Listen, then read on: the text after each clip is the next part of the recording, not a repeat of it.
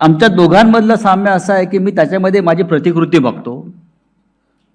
तेही तुरुंगात होते ईडीच्या चक्रव्यूहात आणि मी सुद्धा होतो.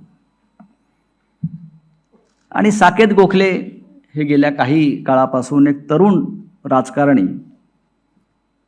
उत्तम पत्रकार, उत्तम लेखक आहेत. ते मूळचे मुंबईकर आहेत आणि त्यांच्या आई सुद्धा इथे आलेल्या आहेत. आणि आमचे शरद तांदळे,